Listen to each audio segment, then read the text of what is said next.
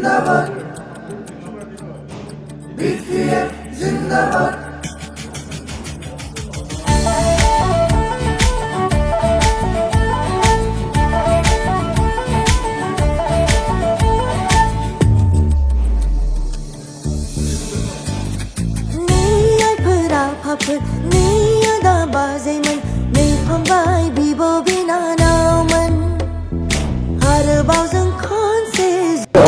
शपथ ग्रहण लाखांनानै फैबाय पार्टी अफिसाव गोबां रायजो राजाफोर दं बरायदों मोजां मोनदों आरो जेरैबायदि चिफ सारा खोथा होदों बे खोथाखौ लायो आरो बे मानसिखौ मालाबाबो थगाया जि खोथाखौ बुङो बे सैथोखौनो आरो जोंनि गेजेराव पानिराम ब्रह्म बावैसो सिगाङाव जानानै थांनाय बिथांजों आंजों खुनु माबा मोनसे संघात गैया जोङो मिलायलायनानै खामानि मावो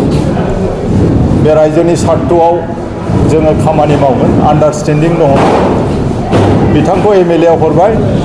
एमएलए आव हरखांनायनि उनाव इएम जि बेखौ भेकेट जानायाव आरो जोङो रायलायखानाय दंमोन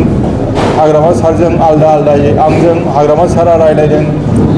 पानिराम ब्रह्म सारजों रायलायनानै जेरैबायदि खोथा होबाय जबान होदों बेबायदिनो दिनैहाय बे सारनि जबान बायदि मोगथाङाव महर मोनबाय आरो आङो आसा खालामदों रायजो राजानि स्वार्थआव बिभिन्न जातिफोरनि आरो बिभिन्न धर्मलम्बीफोरनि इन्टारेस्टआव बयखौबो समान मेगनै नायनानै खामानि मावनो थाखाय सेस्था खालामगोन जाहाथे हाग्रामा सारनि जि सिमां खामानि मावनो थाखाय जि परिकल्पना दङ रायजो राजानि थाखाय मोनफ्रोमबो जातिनि थाखाय जाहाथे बे बास्तबाव माने रूपान्तर जायो आङो बेखौनो आसा खालामदों आरो इसोरनिफ्राय बोर बिदों रायजो राजाफोरनिफ्राय बोर बिदों जाहाथे आंनि जि साननाय बे साननाया जि हायो सैथोजों खामानि मावलांनो थाखाय आङो सेस्था खालामगोन।